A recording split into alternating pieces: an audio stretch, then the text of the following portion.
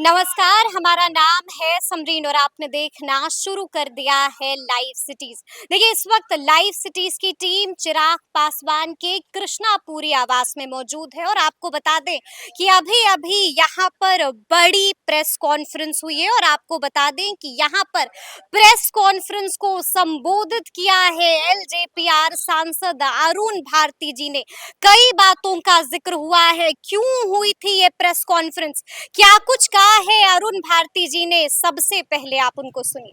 पहले हम लोग आज बात करना चाहेंगे आप सभी मीडिया बंधुओं का। एक शॉर्ट नोटिस पे आप लोग को आमंत्रित किया गया और आप लोग इसमें बड़ी संख्या में आकर के हम लोगों से बात करने के लिए आए। इसके लिए आपका बहुत बहुत आभार है, बहुत बहुत धन्यवाद है। हम लोग अभी जो सुप्रीम कोर्ट का जो डिसीजन आया था कि आरक्षण में वर्गीकरण को लेकर के उस पर बात करेंगे और इसके अलावा अन्य मुद्दे होंगे उस पर भी बात करेंगे और फिर आपके जो सवाल होंगे उन सवालों का हम लोग जवाब देंगे। सबसे पहले हम लोग सुप्रीम कोर्ट पे जो डिसीजन आया हम लोग इसके खिलाफ हैं। ये बात तो हमारे राष्ट्रीय अध्यक्ष एवं केंद्रीय मंत्री श्री चिराग पासवान जी ने भी अपने मन से कहा है, आपको भी संज्ञान में दिया है। देखिए, अनुसूचित जाति और जनजाति ऐतिहासिक रूप से जातिगत भेदभाव, जातिगत पूर्वाग्रह के कारण छुआछूत के कारण जो भेदभाव होता है, जो उनके साथ जातीय हिंसा होती है, समाज में बहिष्कार होता है, इसको लेकर के आरक्षण की व्यवस्था की गई थी कि हम इस समाज को जो सामान्य शिक्षा, समान आर्थिक अवसर, सामान्य ये संपत्ति और जमीन का अधिकार जो नहीं थे, इसको लाने के लिए किया गया था। मैं बड़े ही एक कड़े शब्दों में कहूंगा कि आरक्षण जो है वो गरीबी उन्मूलन योजना नहीं थी, वो सामान्य अवसर के लिए थी, वो जातिवाद को खत्म करने के लिए थी, छुआछूत को खत्म करने के लिए थी। आप अब ये बताइए, इतने दिन हो गए आरक्षण को, क्या इस देश में छुआछूत खत्म हुआ? अभी तक खत्म हुआ? आज भी देश में कहीं ना कहीं छुआछूत के हमेशा आपको कोई न कोई उदाहरण मिल ही जाते हैं।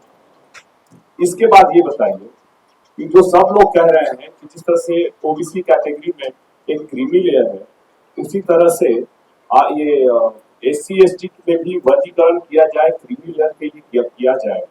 तो आप ये बताइए कि सरकारी नौकरियों में हमारी संख्या कितनी है? जितने भी उच्च शिक्षण संस्थान हैं उसमें कितने लोग हैं SC ST के? अगर आपको मैं एक उदाहरण दिखाता हूँ, दिलीप मंडल जी के द्वारा दिया गया था, दिखाइए, ये रहा SC ST का, OBC का, इसमें देख लीजिए कि कितनी हमारी भागीदारी है, कितनी हमारी सहभागिता इसमें। क्या इसमें आप ये देख के बता दीजिए कि SC ST के लोग कितने हैं और कितना बड़ा इसमें है कि इसमें आप क्रीमी लेयर खोज रहे हैं। इसमें मुश्किल से इतने बड़े IIMs जो पूरे देश में है, सिर्फ 3 प्रोफेसर है SC ST के और आप इनको क्रीमी लेयर कह करके बाहर कर देंगे। तो इसका मतलब ये हुआ कि ये आरक्षण चोरी का एक और चोर दरवाजे से, पीछे के दरवाजे से रास्ता निकाला गया कि क्रीमी लेयर कह करके आपको हम निकाल देंगे और ये इसके बाद जितने भी उम्मीदवार होंगे SC ST के, उनको नॉट फिट फॉर सिलेक्शन कह करके इन पदों को किसी और तरीके से भरा जाएगा, जो कि सरासर गलत है।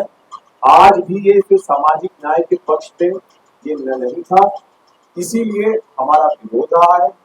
और इसको लेकर के हम लोग प्रधानमंत्री जी के पास गए थे। प्रधानमंत्री जी को हमारे राष्ट्रीय अध्यक्ष जी ने बड़े ही ये अपने तन्मयता से उनको अच्छी तरह से इस इश्यू के बारे में बताया और बताने के बाद उन्होंने उनको अच्छे से सुना और सुनने के बाद उन्होंने ये कहा कि चिराग जी, इसमें जो भी यथासंभव होगा आरक्षण को पुरानी स्थिति में रखने के लिए वो हम लोग करेंगे। हम लोग आरक्षण में वर्गीकरण के खिलाफ है। और इस बाबत कल अश्विनी वैष्णव जी का भी एक शाम में सरकार की तरफ से बयान आया कि हम लोग भी आरक्षण में वर्गीकरण के खिलाफ है। मैं आप सभी को याद दिला दूं कि जब नरेंद्र मोदी जी हाजीपुर में चुनाव के वक्त, लोकसभा चुनाव के वक्त हाजीपुर में आए थे, उसी वक्त चिराग पासवान जी ने कहा था कि जब तक वो जिंदा है आरक्षण के साथ कोई भी छेड़छाड़ नहीं होगा। और वो इसी चीज को कायम रखते हुए, इसी चीज को आगे बढ़ाते हुए लगातार अनुसूचित जाति जनजाति समुदायों के लिए लड़ते हुए उन्होंने इस चीज को, अपने वादे को निभाने का पूरा प्रयास किया है। इसके लिए हमारे राष्ट्रीय अध्यक्ष जी का बहुत बहुत धन्यवाद है। माननीय प्रधानमंत्री श्री नरेंद्र मोदी जी का भी बहुत बहुत धन्यवाद। अभी भी है जी। जबकि 10 साल से सरकार में भी आप कहें सरकार है और छुआछूत अभी भी है, जबकि सबका साथ सबका विकास होने का दावा कर रहे हैं। वही जो वर्गीकरण की आप बात कर रहे हैं, नीतीश कुमार मुख्यमंत्री जो है वो पहले ही दलित और महादलित बिहार में कर चुके हैं और आप दोनों के समर्थन में, तो आप इस पर आप कैसे कह रहे हैं कि हम इसके खिलाफ हैं?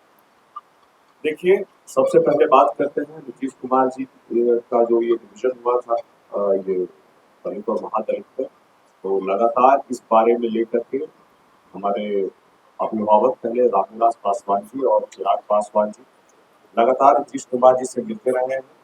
और जो भी समाज छूटे हुए हैं या जो वर्गीकरण है उसे खत्म करने के लिए जो भी समाज छूटे हुए हैं, जो भी सब सारी सुविधाएं दी जा रही है महादलित को, वो भी दलित समुदाय को दी जाए, इसके लिए प्रयासरत है। और इसमें आपने देखा होगा कि कहीं कहीं हमारे प्रयास सफल भी रहे।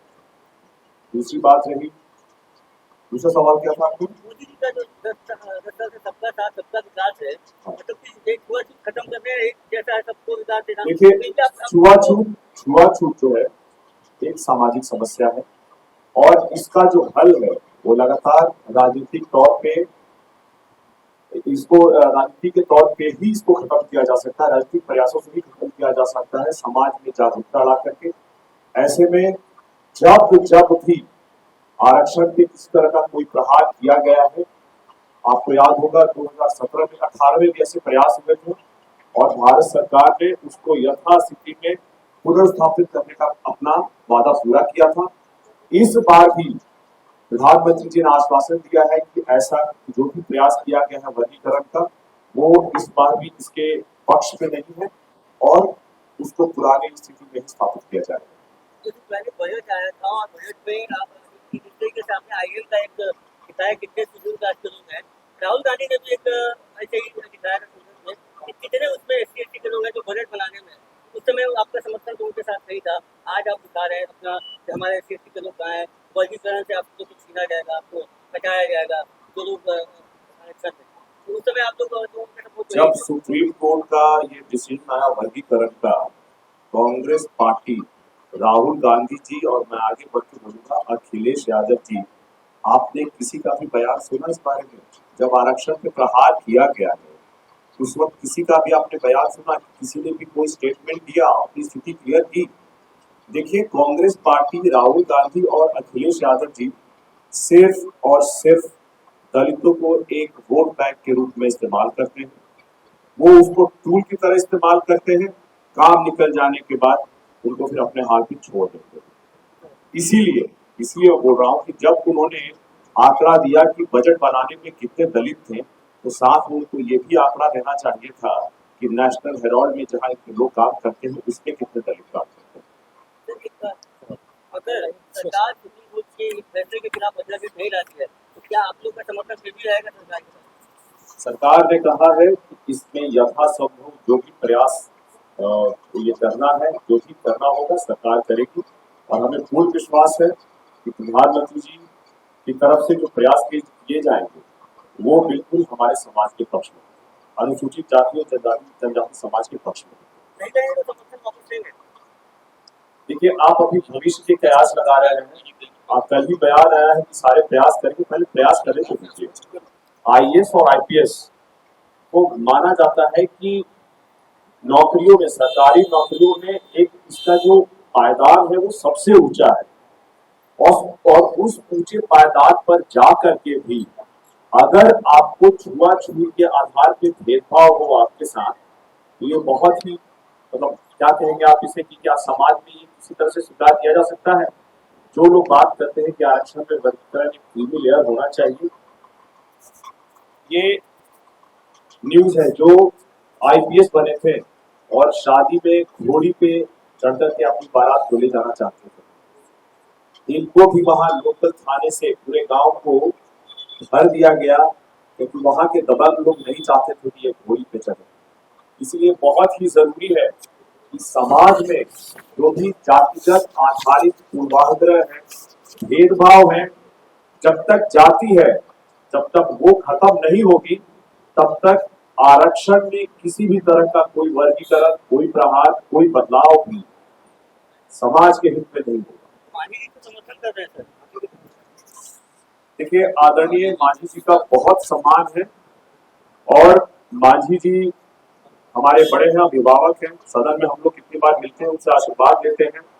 लेकिन मुझे दुख के साथ ये कहना पड़ेगा कि मांझी जी जब वर्गीकरण की बात करते हैं, तब वो समाज में एक बहुत छोटे अनुसूचित जाति और जनजाति समाज में बहुत छोटे तबके की बात करते हैं। वो पूरे समाज की बात नहीं करते हैं। उनको पूरे समाज के बारे में बात करना चाहिए।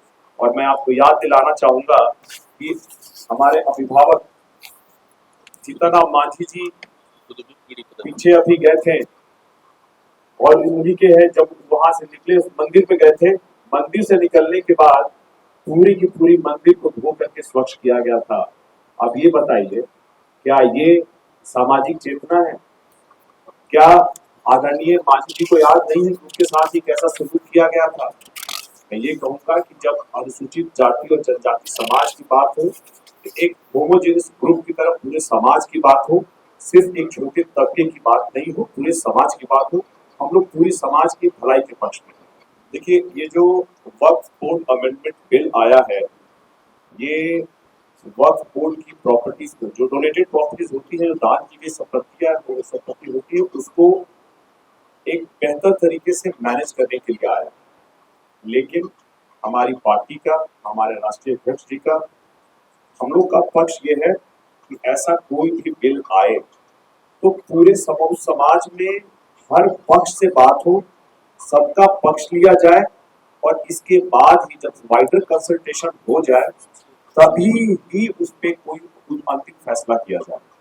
इसीलिए बहुत जरूरी था कि इस बिल को डिस्कशन के बाद स्टैंडिंग कमेटी या सिलेक्ट कमेटी को भेजा जाए, जहां पे पूरे समाज के जितने भी प्रबुद्ध लोग हैं, जितने भी पक्ष हैं, सब लोगों से राय विचार करके ही इस पे कोई आखिरी फैसला हो।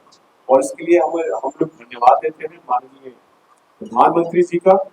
इन्होंने एक जेपीसी गठित की। जेपीसी एक बड़ी कमेटी होती है, जॉइंट पार्लियामेंट्री कमेटी गठित की, जहां रेफर किया गया है और इस पे हम लोग पूरे के पूरे इस समाज के जितने भी पक्षकार होंगे, सबकी बातों को सुनेंगे, सबके विचारों को सुनेंगे और उसके साथ ही एक समग्र एक जो रिपोर्ट बन के होगी हम लोग सरकार को सौंपेंगे, ताकि अंत में जो फैसला आए वो हर पक्ष को मंजूर हो।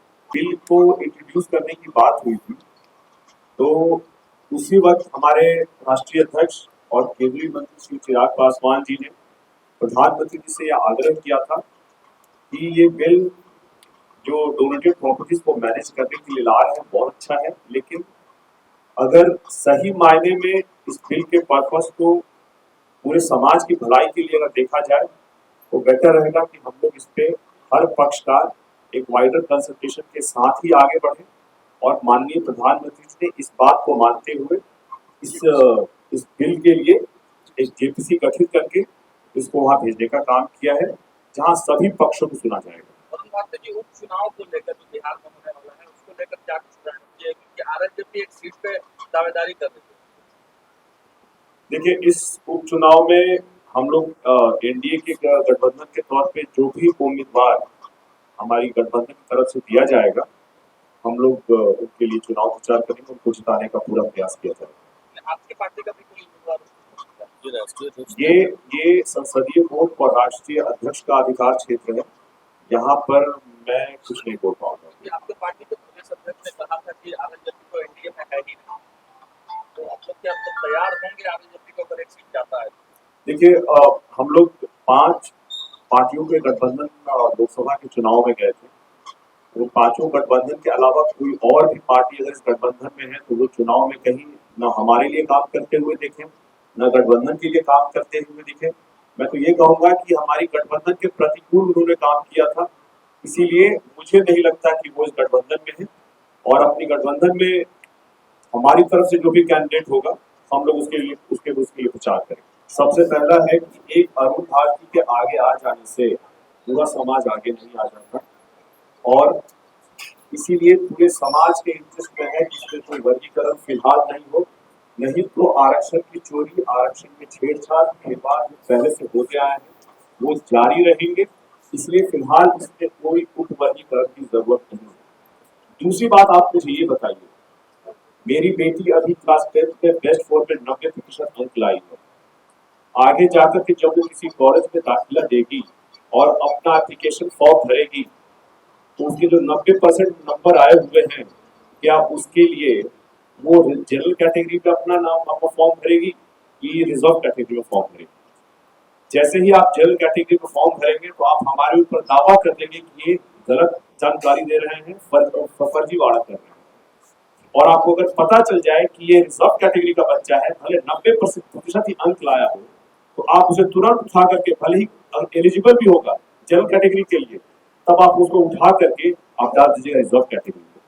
इसका मतलब ये हुआ कि ये छुआछूत और भेदभाव जो पहले मूर्त रूप में था, अभी भी अमूर्त रूप में है। इसलिए इसका जो आपका जो सवाल है, उस सवाल का जवाब इस समाज के पूरे परिप्रेक्ष्य पे और इन दो बातों के परिप्रेक्ष्य पे देखना पड़ेगा। इसका ऑब्जेक्टिव जवाब नहीं हो सकता, इसका सब्जेक्टिव जवाब ही हो सकता है। देखिए, ये अच्छी बात है कि चिराग पासवान जी की पहली फिल्म में कंगना रनौत जी थी, उनकी जाति मुझे नहीं पता है। और मेरा ये मानना है कि अगर जातियों के भेद को मिटाना है तो इस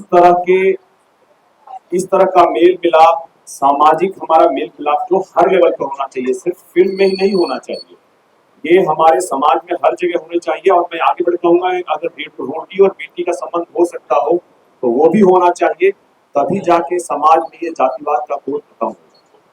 तो सुना आपने कि क्या कुछ बता रहे हैं अरुण भारती जी। बड़ी प्रेस कॉन्फ्रेंस हुई थी, किस मुद्दे को लेकर हुई थी वो भी आपने सुना है। तो फिर ये पूरी वीडियो आपको कैसी लगी कमेंट करके हमें जरूर बताइएगा। तो ऐसे तमाम अपडेट्स के लिए ऐसे ही हमारे साथ बने रहिएगा और देखते रहिएगा लाइव सिटीज। बहुत शुक्रिया।